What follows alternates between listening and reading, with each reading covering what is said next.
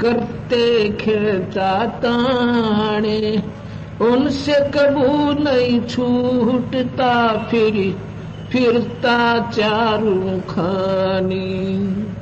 कबीर चार खान में भ्रमता कदे न लगता पारे। सो फेरा सब मिट गया मेरे सतगुरु के उपकारी। कबीर सात समुद्र की मसी करूं लेखनी करूं बन राय।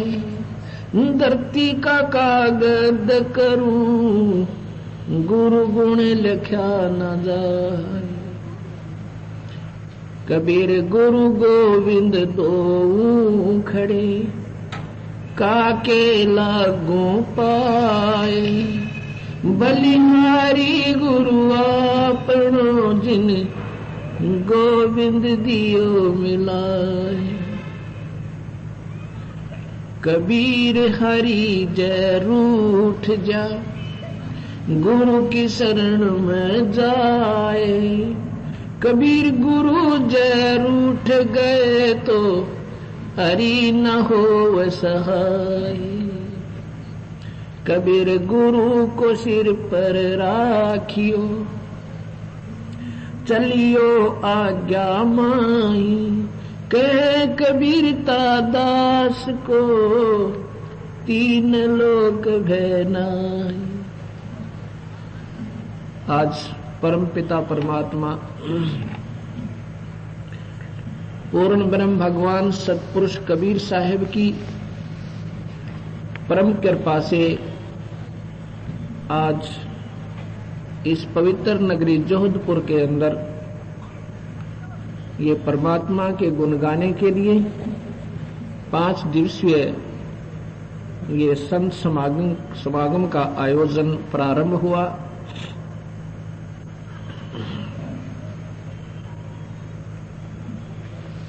तुलसीदास जी कहते हैं सुत दारा और लक्ष्मी घर पापी के भी हो ये संत समागम हरि कथा। तुलसी दुर्लभ दो। संतान संपत्ति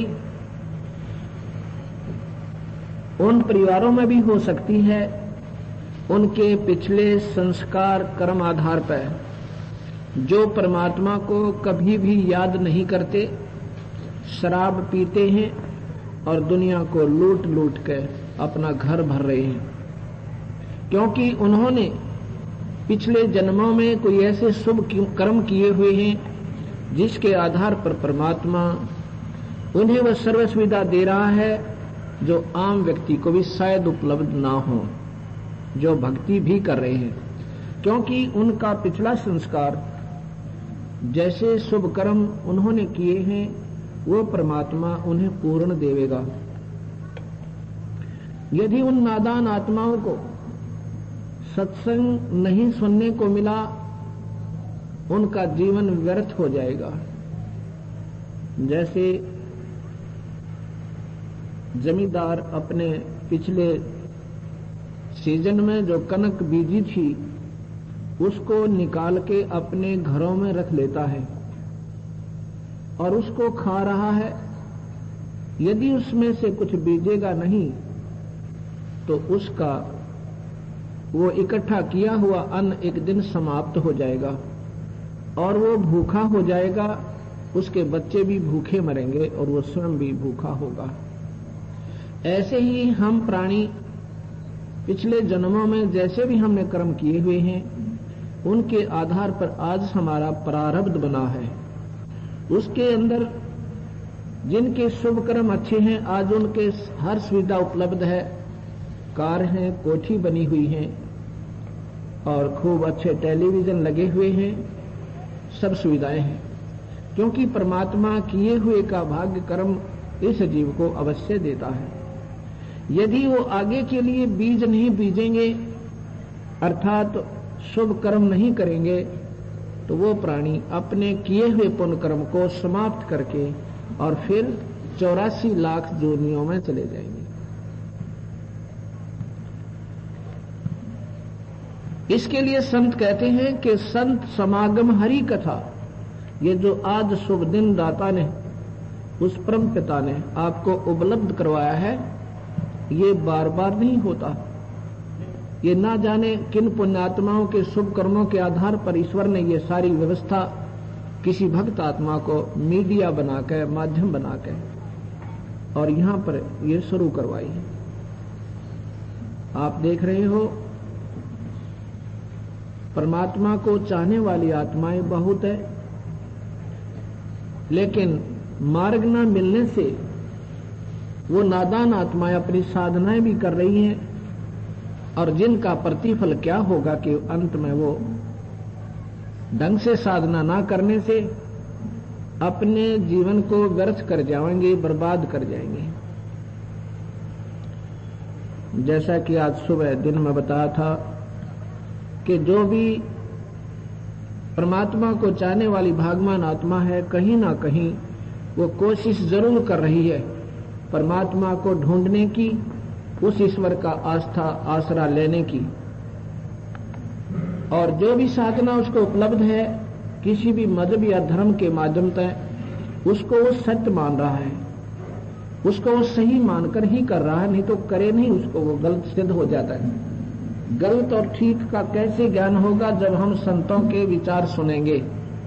अपने समाज में चल रही परंपरागत जो साधनाएं हैं वो कितनी ठीक हैं, कितनी गलत हैं, ये संत बताते हैं। वही संत जो शास्त्र के आधार पर अपना ज्ञान प्रचार करते हैं। शास्त्र जो है ये किसी व्यक्ति विशेष के नहीं होते या कोई मजहब के नहीं होते। किसी भी मजहब की आज हमने फीत ला रखी है। जो परमात्मा को जानने वाले महापुरुष किसी भी मजहब में हुए हैं, उन्होंने एक ही बात कही है और परमात्मा को पाने का वही तरीका बताया है, वो भिन्न नहीं बताया किसी ने। जब तक हम संतों के शरण में नहीं आते तब तक हम अपनी अपनी साधनाओं को श्रेष्ठ मानकर उस पर लगे हुए।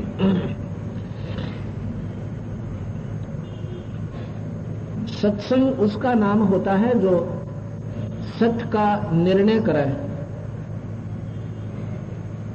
और किस आधार पर करे। हमारा जो संविधान है, परमात्मा के बारे में जानकारी, उसके संविधान को, उसके नियमों की जानकारी हमें कहां से होगी? यदि हमने ब्रह्म साधना करनी है तो गीता जी एक अनमोल शास्त्र है और वेद भी उसी का प्रमाण देते हैं। वेदों, 3 वेदों में भक्ति मार्ग है। एक वेद जो है वो भक्ति का नहीं है। ऋग्वेद, यजुर्वेद और सामवेद ये 3 भक्ति मार्ग के हैं। अथर्ववेद जो है वो साइंस के हिसाब किताब का है। उन तीनों वेदों में वर्णित विधि, उनका ही सार गीता में भगवान ने पुनर्फिर रचा। यदि आपने ब्रह्म साधना करनी है तो गीता जी और वेदों के आधार पर, अन्य किसी भी शास्त्र के आधार पर साधना नहीं बनेगी। उसके बाद पारब्रह्म और पूर्ण ब्रह्म की साधना यदि आपने करनी है तो कबीर साहब के शास्त्र के अनुसार, ब्रह्म की भी उसी के अनुसार करनी होगी, क्योंकि कबीर साहब ने ब्रह्म, पारब्रह्म और पूर्ण ब्रह्म, उनकी पूर्ण विस्तृत जानकारी भी दी है, उनकी शक्तियां भी बताई है और साथ में उनको पाने की विधि भी लिखी है। गीता जी में क्या है कि परमात्मा ब्रह्म, परब्रह्म और पूर्ण ब्रह्म का पूर्ण विवरण है, लेकिन जानकारी प्राप्ति यानी उसे लाभ लेने का वे ऑफ वर्शिप केवल ब्रह्म तक की है। ब्रह्म से आगे की जानकारी ना तो वेदों में है और ना ही गीता जी में है। केवल ब्रह्म तक की साधना का सही ज्ञान है। उसके आधार पर अगर हम साधना करें, उसके बाद जब हमारा ब्रह्म तक की सही पूजा हो जाएगी, तभी हम उस परम पिता परमात्मा को पा सकते हैं। जैसे बच्चा, विद्यार्थी, हम स्टूडेंट हैं, परमात्मा के पढ़ने वाली यूनिवर्सिटी में, इस स्कूल में हमारा एडमिशन हो चुका है। इसलिए परमात्मा ने हमें ये न्यारी ड्रेस दी है, ये मनुष्य शरीर जो है। जैसे कुत्ते, गधे, शुअर का भी शरीर यही है, 5 ही तत्वों से, लेकिन उनसे न्यारी हमें पोशाक दी है ये पहचान है कि आपके इतने शुभ कर्म हैं, आपके इतने नंबर बन गए हैं कि आप इस परमात्मा के पाने वाली यूनिवर्सिटी में, इस पाठशाला के अंदर आपका प्रवेश हो चुका है, दाखला हो चुका है।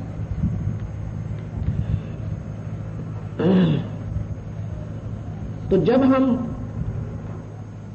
उस परमात्मा को पाने की चेष्टा करें तो करें कैसे, ये संत बताते हैं। और जो हम आपको बताएंगे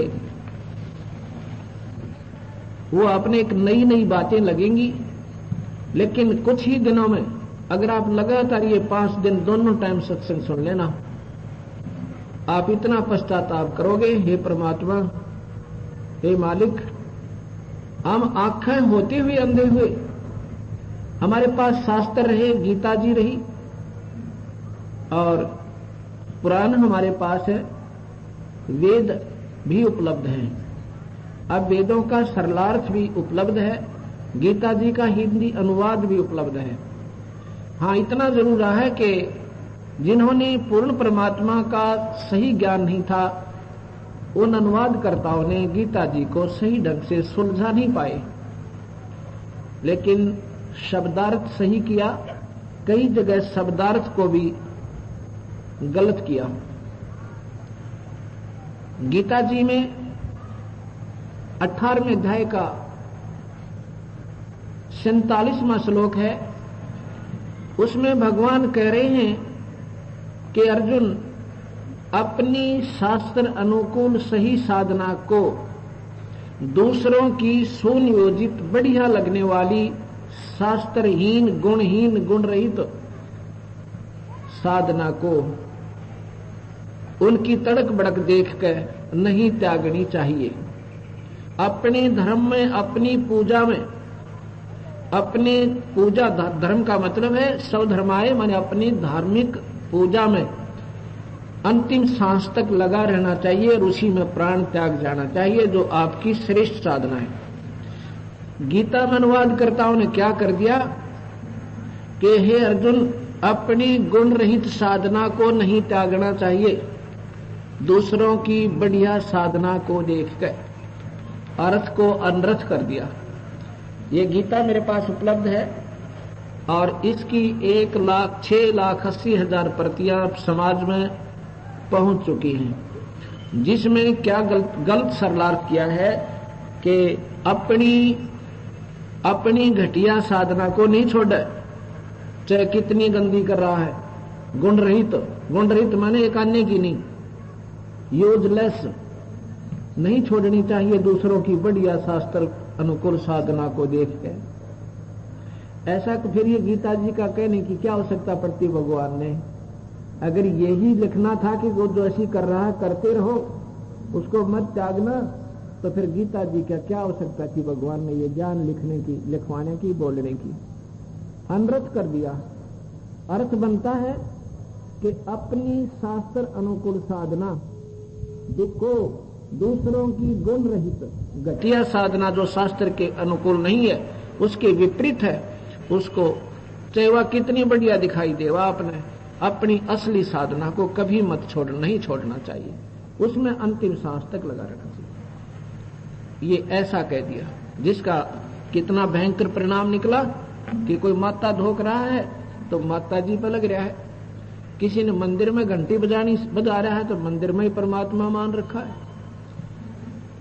मंदिर में परमात्मा नहीं है, मूर्ति में भगवान नहीं है, वो तो फिर सर्वव्यापक है, कण कण में विद्यमान है।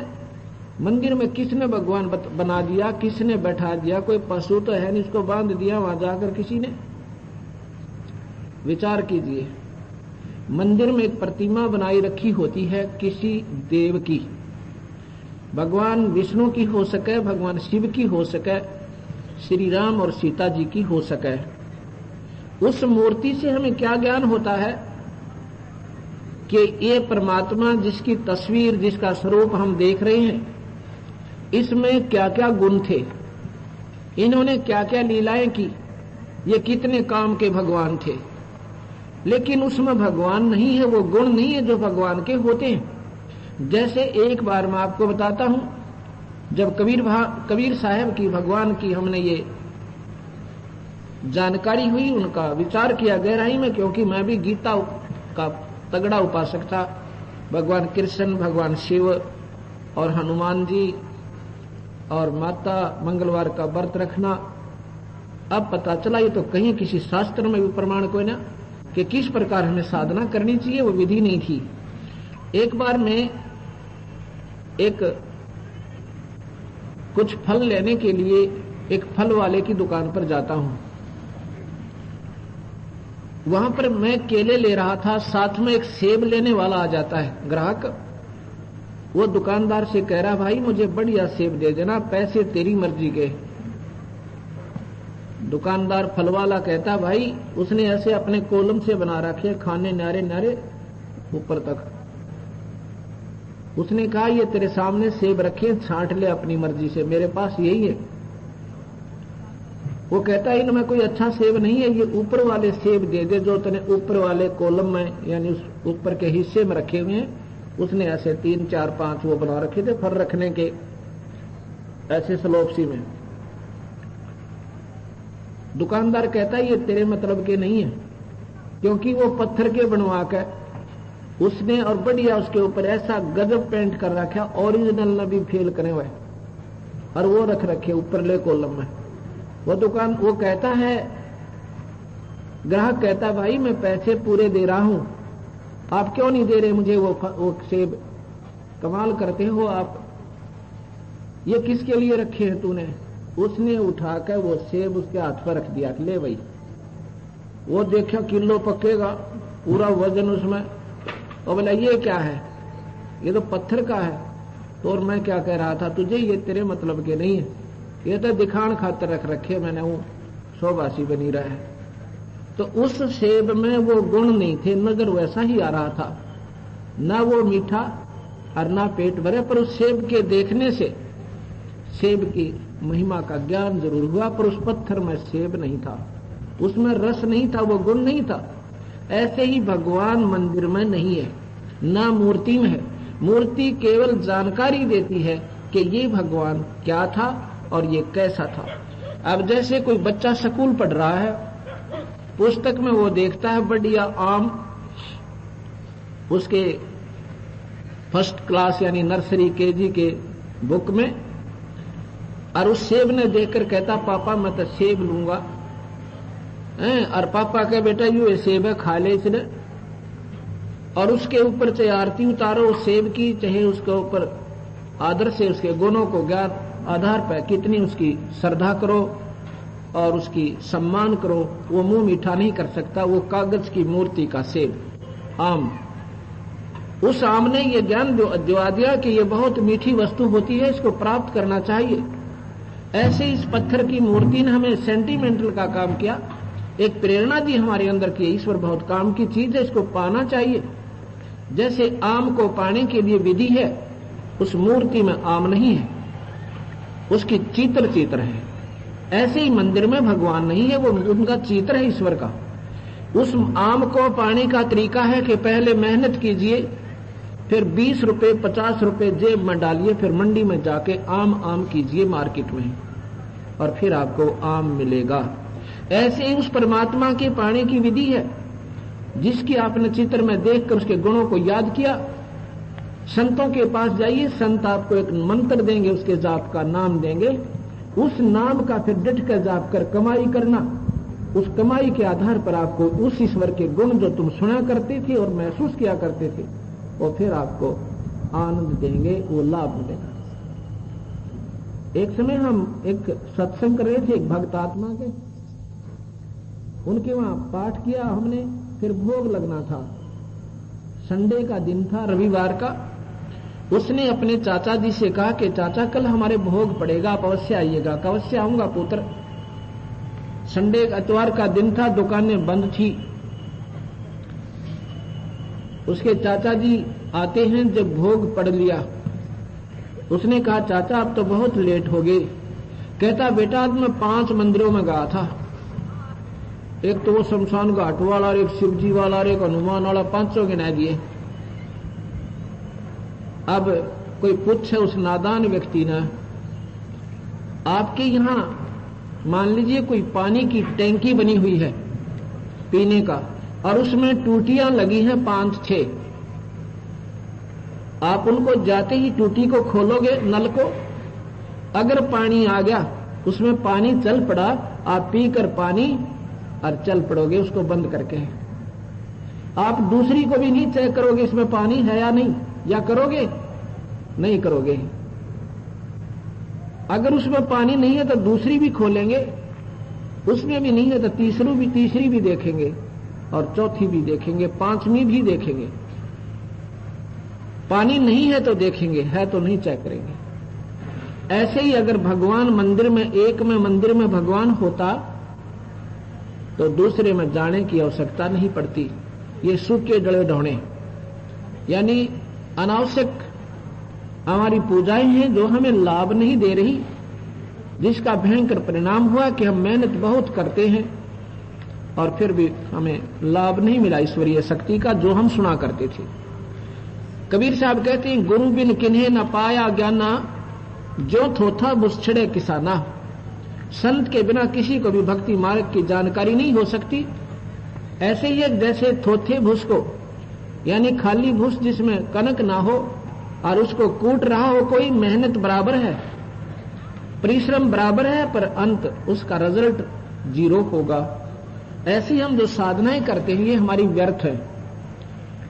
अब ये बातें हमें शुरू में जो बुद्धिमान जीव हैं वो तो अवश्य स्वीकार करेंगे, और जो रूढ़िवादी हैं जिन्होंने दूसरी सुननी ही नहीं, जो हम कर रहे हैं वो ठीक ही है तो करते रहो, कोई दबाव नहीं किसी पर।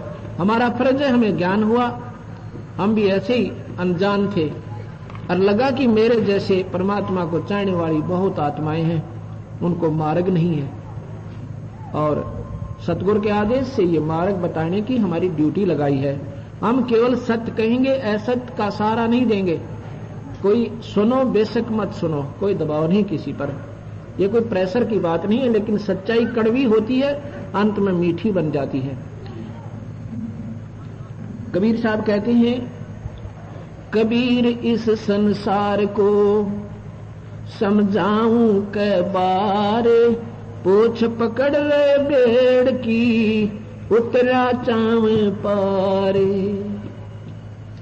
कबीर तीरथ कर कर जग मुया, उड़े पानी नहाए, राम नाम रटा नहीं फिर काल घसीटे जावे। तीर्थ कर कर जग मर्या, वह क्या है? एक तालाब होगा, लंबा चौड़ा भी हो सके, वो छोटा भी हो। तीर्थ की परिभाषा सुनाता हूं आपको।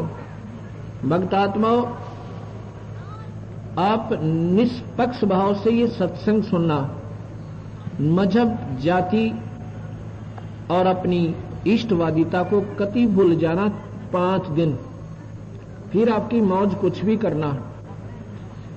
ये भी भूल जाना हम किस मजहब से संबंध रखते हैं, ये अपनी भूल है। आज हम हिंदू हैं, कल मर जाओ, मुसलमान के घर जन्म हो सकता, कोई पाबंदी नहीं है भगवान के घर में। कहीं कदे कोई बावड़ा हो रहा हो, और आज हम मनुष्य, कल हम गधे भी बन सकते हैं। हमारी जाति जीव है, और हमारा जो मनुष्य, इस जीव जाति में जो मनुष्य जाति है सबसे उत्तम है। इसमें हम ईश्वरीय साधना कर सकते हैं। अगर इसमें चूक गए तो फिर 84 में चौकस जाना होगा, फिर कोई बचाव नहीं है। अब मैं तीर्थ के बारे में आपको जानकारी देता हूं, ध्यानपूर्वक सुनिएगा, क्योंकि आज हमारा समाज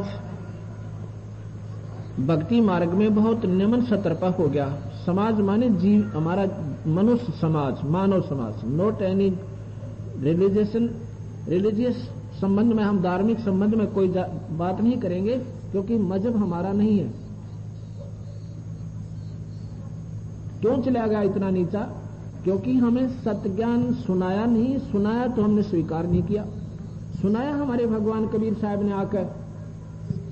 अगर आप कबीर साहब की ये 5 दिन महिमा सुनना, उन्होंने किसी को, जैसे भगवान विष्णु में कितनी शक्ति है, शिव में कितनी शक्ति है, ये ज्यों की तो जानकारी दी है, और ये कितना लाभ दे सकते हैं ये भी बताया है। यही गीता जी में वर्णन है जो कबीर साहब ने बताया। अब मैं तीर्थ के बारे में आपको जानकारी देता हूं। तीर्थ क्या चीज है? तीर्थ के जाने से जीव को पाप ज्यादा और पुण्य जीरो। पुण्य नहीं है, केवल पाप है। कैसे? जैसे तीर्थ क्या है? ये एक जोहड़ पाओगा, तालाब मिलेगा, जलाशय, और उसके आसपास ऊंची ऊंची उसकी मेड़ बनी होगी, उसके ऊपर वृक्ष बने होंगे, कुछ मंदिर भी बना रखे होंगे। वहां पर क्या रहा होगा? कैसे बने वो तीर्थ? किसी महापुरुष ने वहां पर परमात्मा पाने के लिए वहां बैठकर कोई साधना की थी। पानी का आसरा देखा कि पहले कुएं कम होते थे, ऐसे जलाशयों का ही आसरा तक के महात्मा ऋषि जनवा साधना किया करते थे, एकांत स्थान जाकर। उस तीर्थ, उस जोहड़ के, उस तालाब के किनारे बैठ के किसी महापुरुष ने साधना की थी। वो अपनी साधना करके वहां से चला गया। अब वहां कुछ नहीं बचा। जैसे एक ओम दस्ता होता है, ओम दस्ता आपने देखा होगा, एक लोहे का ड्रम सा होता है, गोल राउंड, जैसे उखल होता, उखल ये बाजरा आदि कूटते हैं उसमें, ऐसा। और एक लोहे का उसका डंडा होता है, रॉड सी लंबोटी, उसमें ऐसे किसी ने सामग्री कूटी, किसी का दूसरे का मोम दस्ता उधारा लेकर अपनी हवन सामग्री उसमें कूट के उसका बना के मिश्रण, और उस होम दस्ते को बिल्कुल साफ कर दिया, कति पहुंच के धो के और पड़ोसी का वापस दे दिया। फिर भी उसमें महक बच गई, और उन्होंने जाकर के अपने घर में कमरे में अपनी चारपाई के नीचे रख दिया। जब उस कमरे में वो बढ़ते हैं, प्रवेश करते हैं, तो कहते हैं पता नहीं आज इसमें इतनी महक कहां से भर गई। जब ढूंढते ढूंढते देखा कि ये तो इस मोहम दस्ते में से, इस पात्र में से आ रही है। फिर ध्यान आया कि कोई पड़ोसी मांग कर दे गया था, उसने कोई अपनी सामग्री कूटी होगी, पर उसमें सामग्री भी नहीं है, केवल महक है। और एक हफ्ते के बाद वो महक भी नहीं रही। ऐसे ये तीर्थ है। वो भगवान की भक्ति रूपी सामग्री कूटने वाले संत ने उस तीर्थ रूपी मोम दस्ते पर अपनी साधना की, सारी कमाई लेकर चला गया। वहां नहीं छोड़ा उसने कुछ भी, पर फिर भी वहां उसकी भक्ति का कुछ अंश रहा, पर उस अंश भी कुछ दिनों में समाप्त हुआ। अब वो तीर्थों में भी वो अंश नहीं है, जहां थोड़ी देर जाने से शांति तो मिल जाती है, लेकिन लाभ जीवन कति नहीं। वो तो जैसे उस ऋषि ने अपनी सामग्री कुटी थी और वो ढेर कर लिया था अपनी कमाई का, ऐसे ही करेंगे तो हमें लाभ होगा, उस तीर्थ पर लाभ नहीं है। इस उद्देश्य से बंदी छोड़ कहते हैं कि तीर्थ कर कर जगमुआ, उड़े पानी नहा, राम राम रट्यानी, फिर कालग सीते जा। भगवान की भक्ति बनी नहीं, और ये काल भगवान ये फिर इस जीव को परमात्मा के भजन बिना केस पकड़ कर उठा ले जाता है। ये काल कौन है? आज दिन में मैंने बताया था, आपने सुना भी होगा, बहुत से महापुरुषों ने, भक्त आत्माओं ने। ये काल जो है ये ब्रह्मा विष्णु महेश का पिता है, और शेरा वाली अष्टंगी इसको प्रकृति देवी भी कहते हैं। ये इनकी माता है। और हम भी सभी सतलोक में रहते थे, वहां में बहुत आनंद था, वहां बहुत सुख था, किसी प्रकार का कोई शरीर में कष्ट नहीं था, कोई जन्म मर नहीं था।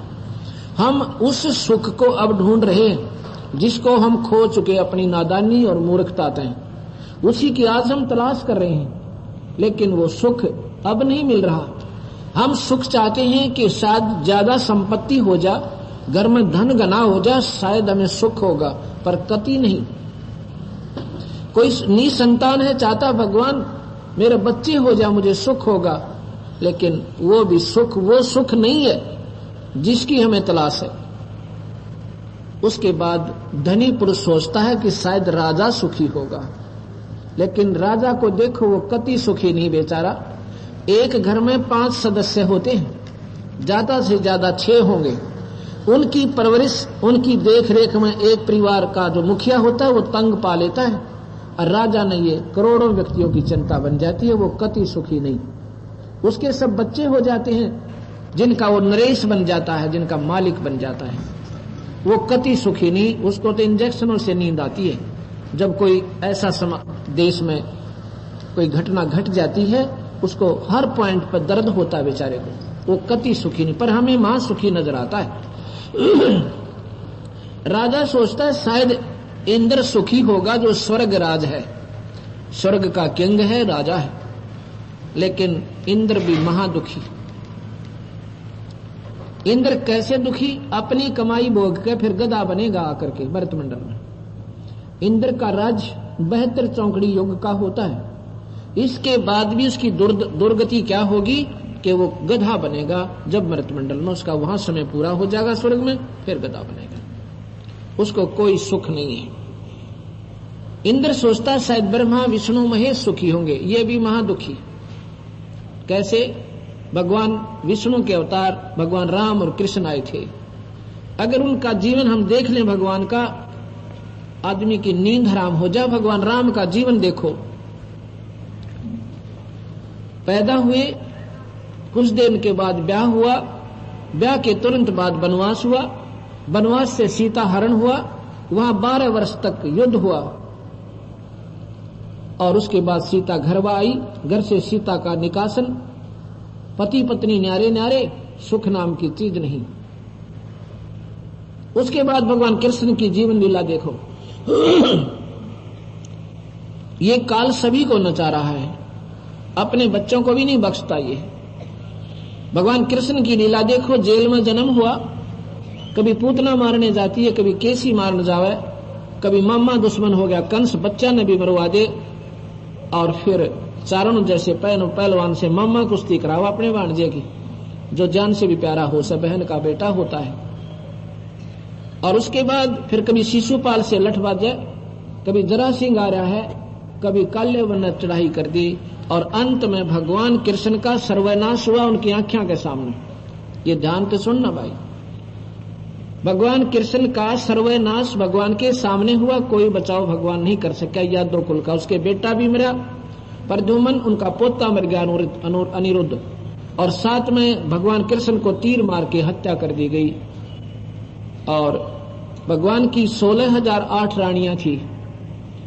8 रानियों ने आत्महत्या करी, और 16,000 को जब अर्जुन ले जा रहा था, दिल्ली ला रहा था, मथुरा से इंद्रप्रस्थ ला रहा था, रास्ते में भीलों ने उनको, कईयों को तो छीन लिया, उनका अपने साथ ले गए, उनके गहने लूट ले गए, अर्जुन की पिटाई कर गए, उससे वो धनुष भी नहीं चला। और जब उसी धनुष से भगवान उस अर्जुन ने अनर्थ कर दिया था, घमासान युद्ध करके दुनिया मार डाली थी, और वहां उस पर हथियार नहीं उठा। ये सब उस काल के खेल है। सभी को ऐसे जब इसने अनर्थ करवाना होता, शक्ति दे दी और फिर उससे छीन ली, वो पिटो दुनिया में। तो ये भगवान भी आपने, मेरी दृष्टि से ये सुखी थी को नहीं, और आपने सुखी लगते हैं तो बहुत अच्छा है। यहां कबीर साहब कहते हैं सुख होगा बिरस सतलोक में जाकर, यहां सुख नहीं है। भाई तन दर सुखिया कोई न देखा, जो देखा सो दुखिया हो। उदय अस्त की बात करते हैं, मन सबका किया विवेक का हो। काओ तन धर सुखिया कोई न देखा, जो देखा सो दुखिया हो। उदय अस्त की बात करते हैं, मन सबका किया विवेक का हो। सबका किया घाटे बाद सब जग दुखिया, के गृहस्थी बैरागी हो। घाटे बाद सब जग दुखी, के गृहस्थी बैरागी हो। सुख देव ने दुख के डर में गर्भ में माया त्यागी हो। गर्भ में माया त्यागी हो। तन धर सुखिया कोई न दे, जो देखा सो दुखिया हो। उदय अस्त की बात करते हैं, मन सबका किया विवेक हो। भाई जंगम दुखिया योगी दुखिया, तपसी को दुख दूना हो। जंगम दुखिया योगी तपसी को दुख दूना हो। आशा तृष्णा सबको व्यापे, कोई मैल न सुना हो। कोई मैल न सुना हो। तन धर सुखिया जो देखा सो दुखिया हो। उदय अस्त की बात करते हैं, मन सबका किया विवेका हो। साच कहूँ तो जग नहीं माने, झूठ कही ना जाई हो। साच कहूँ तो जग नहीं मान, झूठ कही ना जाई हो। ब्रह्मा विष्णु ये शिव जी दुखिया, जिन ये राह चलाई हो। जिन ये राह चलाई हो। तन धर सुखिया कोई न दे, जो देखा सो दुखिया हो। उदय अस्त की बात करते हैं, मन सबका किया विवेका हो। सबका सुरपति दुखिया भूपति दुखिया, रंक दुखी बपरीती हो।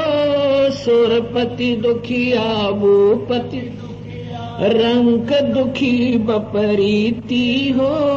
कहे कबीर और सब दुखिया, संत सुखी मन जीती हो। संत सुखी मन जीती हो। तन धर सुखिया देखा जो देखा सो दुखिया हो। उदय अस्त की बात करते हैं, मन सबका किया विवेक हो। सत्संग। अब आपने सुना कि तन धर सुखिया कोई न देखा, जो देखा सो दुखिया हो। उदय अस्त की बात करते हैं, मन सबका किया विवेका हो।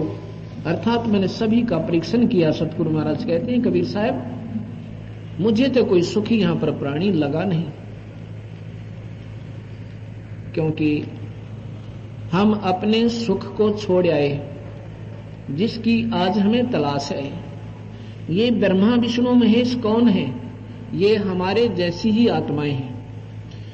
ये क्या करता है? ये काल भगवान जो गीता के 11वें अध्याय में 32वें श्लोक में कहता, मैं काल हूं अर्जुन और सभी को खाऊंगा, किसी को नहीं छोड़ूंगा।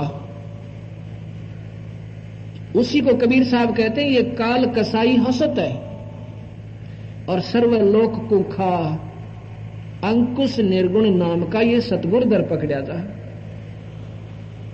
अब काल को कसाई कहा सतगुरु ने, कबीर भगवान ने। ध्यान से सुनना इन बातों को। विष्णु पुराण में लिखा है कि भगवान विष्णु का, अब यहां ध्यान से सुनना, विष्णु कौन है? विष्णु दो हैं। विष्णु का मतलब पालन करता। वैसे तो ओवरऑल विष्णु जो है उसका तो अभी मैं जिक्र नहीं करूंगा, पर जिस विष्णु की आपने जानकारी है उसका निर्णय देता हूं। विष्णु समझो होम मिनिस्टर, पालन करता। होम मिनिस्टर दो होते हैं, एक स्टेट का, एक सेंटर का। अब जैसे ब्रह्मा विष्णु महेश जिनकी हमें जानकारी है, ये तीन लोक के प्रभु हैं। प्रभु माने स्वामी।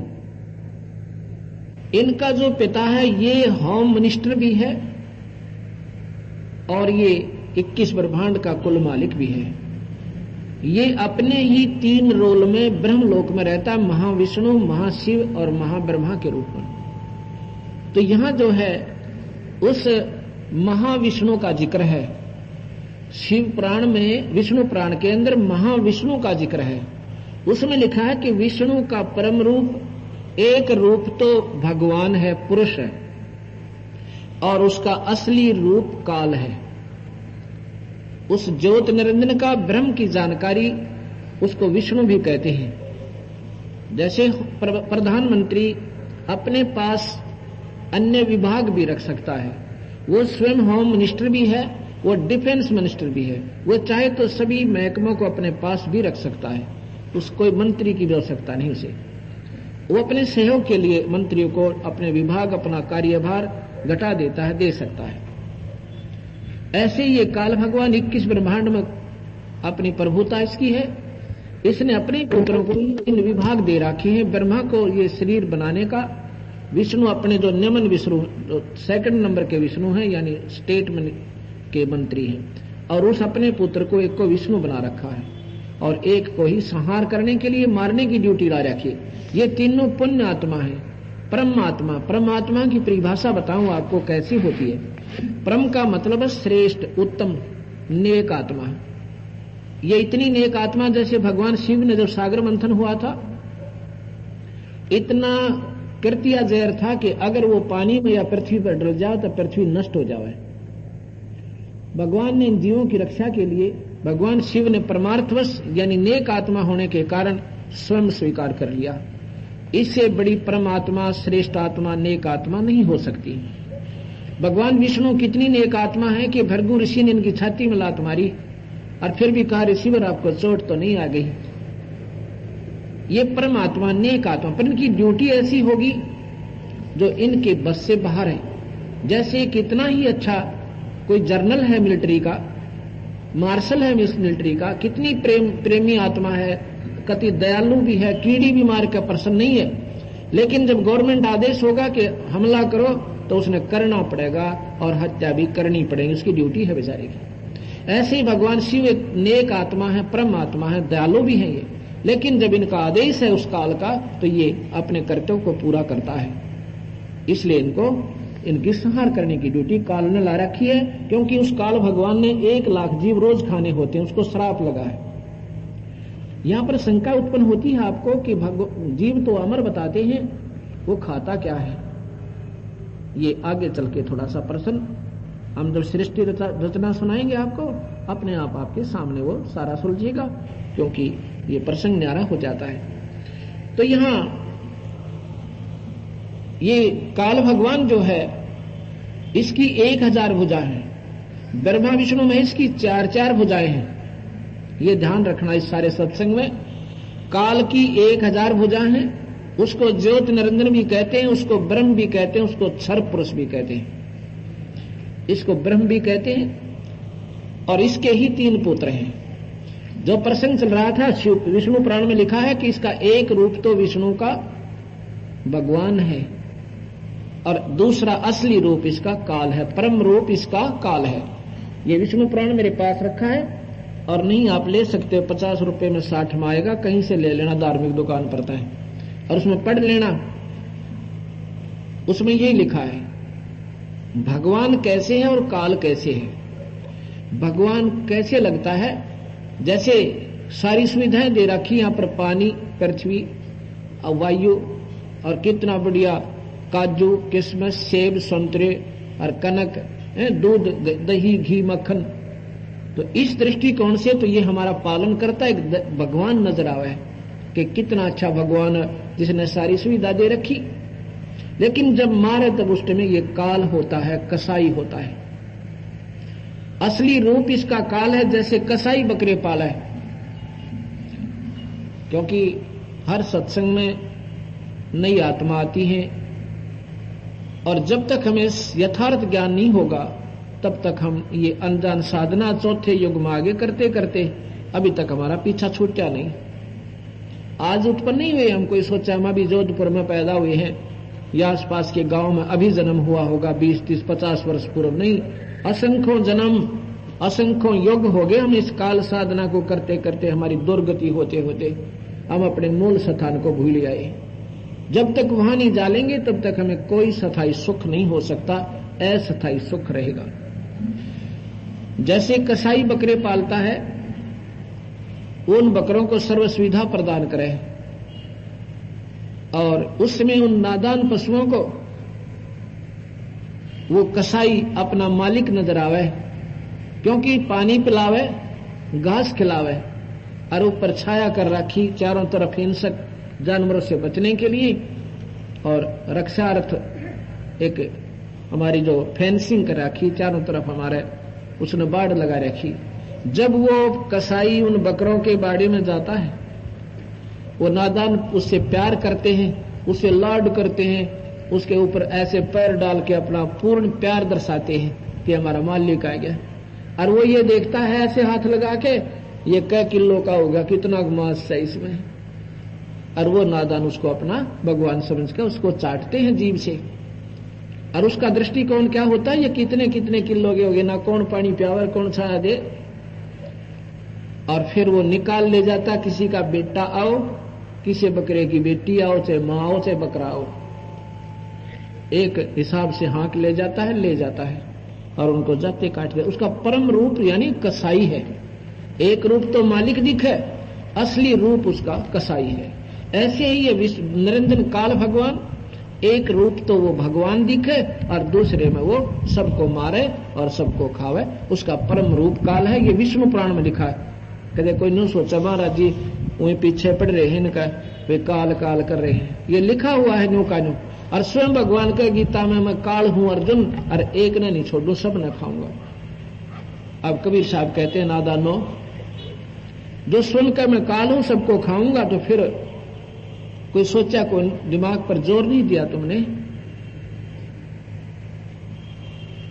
अब मैं आपको थोड़ी सृष्टि रचना सुनाऊंगा, तब आपकी ये सारी कहानी आपके हृदय में समावेगी कि वाकई बात यूं की यूं है। जैसा कि दिन में मैंने बताया था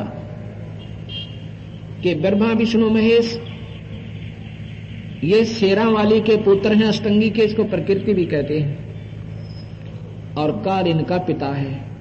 ये वेद शास्त्रों में लिखा है, और गीता जी के 14वें अध्याय का 3रा, 4था, 5वां ये श्लोक पूर्ण प्रमाण देते हैं।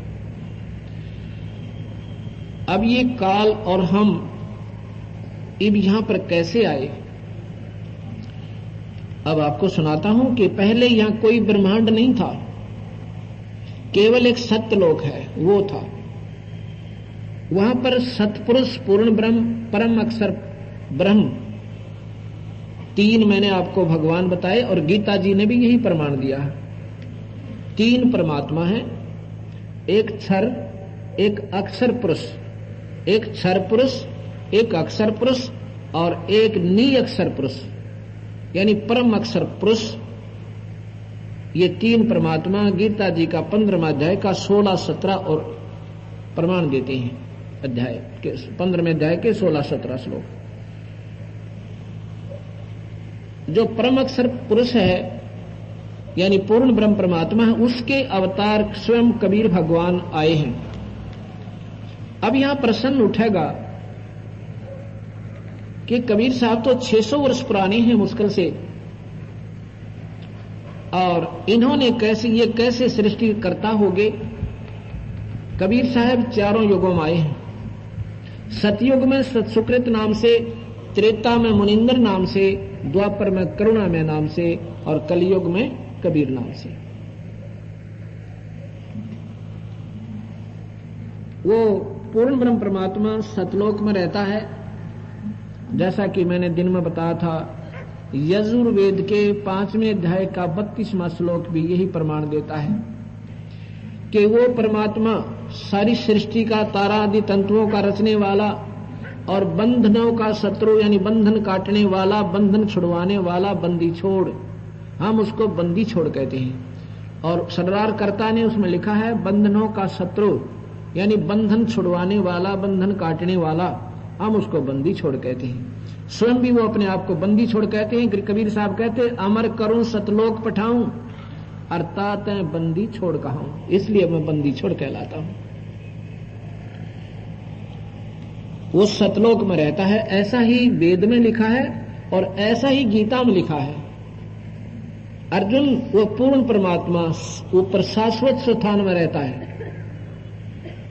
आपको रोजाना 1 या 2 गीता का अध्याय सुनाऊंगा और फिर आपका हृदय से ये जो अज्ञान है ये कति दूर होगा। गीता जी को हम अवश्य मानते हैं क्योंकि ये बहुत ही उत्तम शास्त्र है। इसके इक्विवेलेंट, इसके बराबर ब्रह्म तक की साधना का कोई शास्त्र नहीं है।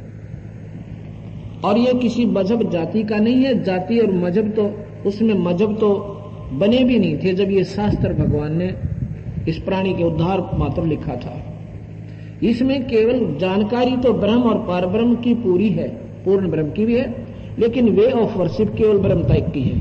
इस करके साधकों ने 88 हजार वर्ष गीता के आधार पर साधनाएं तो की, लेकिन मुक्त नहीं हुए, क्योंकि वो स्वर्ग महास्वर्ग और फिर 84 लाख दुनिया में उनका चक्कर बना रहा। गीता में यही लिखा है, अर्जुन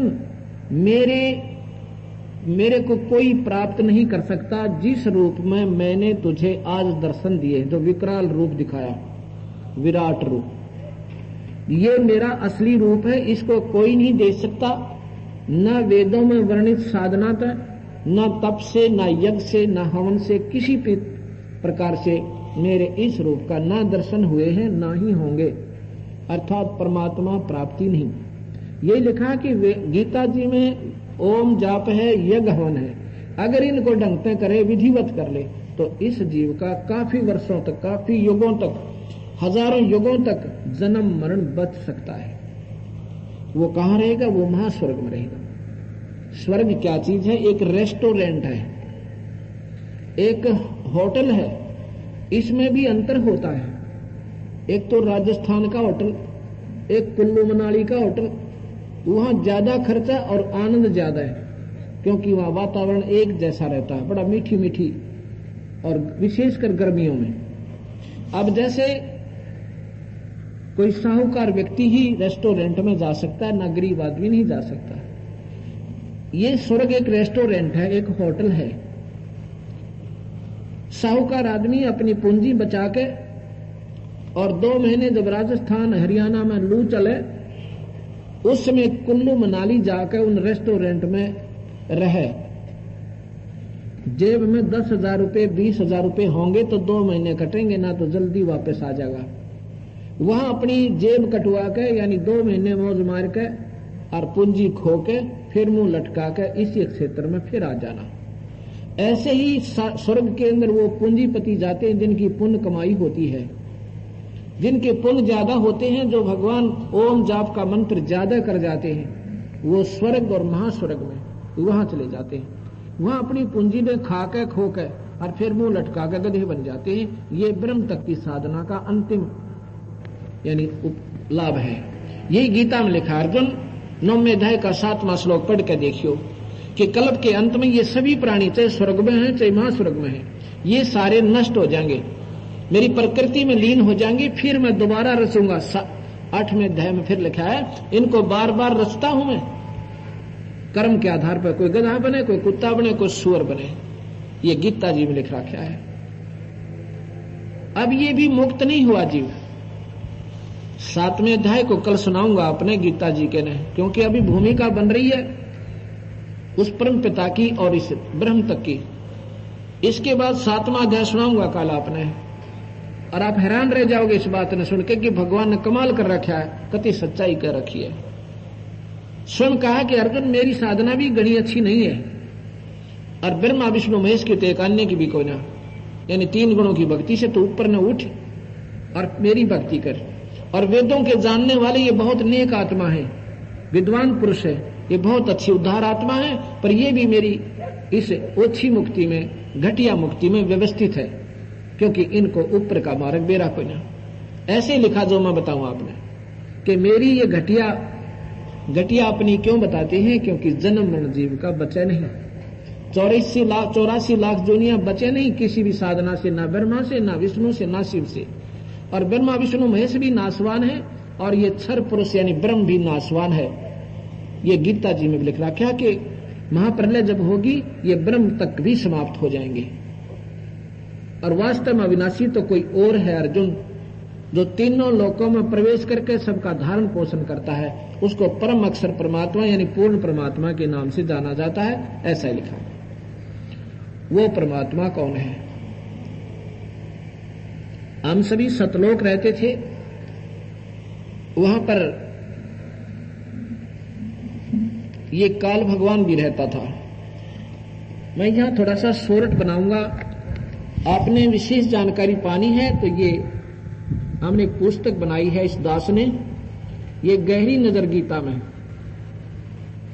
इसमें सारी सृष्टि रचना, सभी शास्त्रों के आंशिक लेख जो परमात्मा के बारे में ज्ञान देते हैं, जैसे देवी भागवत महापुराण का वो 3रा स्कंद का वो अंश जिसमें सारा स्वीकार करते हैं कि हम शेरा वाली माता के पुत्र हैं और इसी अष्टंगी को शेरा वाली को प्रकृति कहते हैं।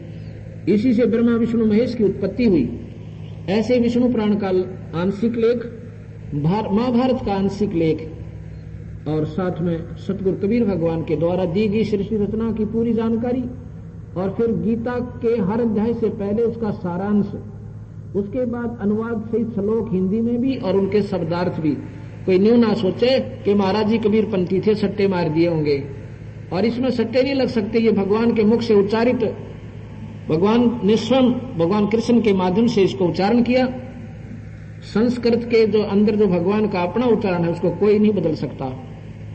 हाँ, सरलार्थ, भावार्थ, शब्दार्थ को गलत करना मूर्खता का काम है, लेकिन भावार्थ अपने हिसाब से चेंज कर सकता है लेखक। वो भावार्थ उसके अपने दिमाग की उपज होगी, लेकिन इस सरलार्थ, शब्दार्थ इनको चेंज नहीं किया जा सकता।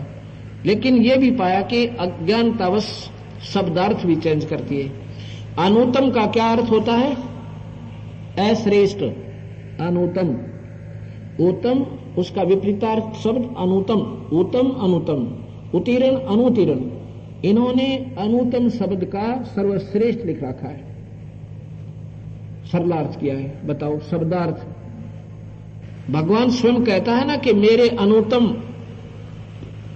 अनुतम मुक्ति में उलझे हुए हैं ये, तो वहां लिख दिया मेरी सर्वश्रेष्ठ मुक्ति में लगे हुए हैं ये, यानी सारा ही भावार्थ बदल दिया, अर्थ भी गलत कर दिया, क्योंकि उनको पूर्ण परमात्मा का ज्ञान नहीं। कि भगवान स्वयं कहता भी मेरी पूजा भी अर्जुन बढ़िया कोई ना, इसलिए उस परमात्मा की शरण में जा, तेरा पूर्ण छुटकारा होगा। वो परमात्मा कौन है इसके बारे में अर्जुन पूछा है।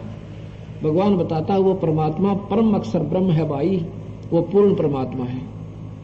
ऐसा ही पूछा उसने कि वो ब्रह्म है कौन, तो भगवान कहता वो परमात्मा परम अक्षर ब्रह्म है भाई, यानी पूर्ण परमात्मा है। उसकी शरण में जाने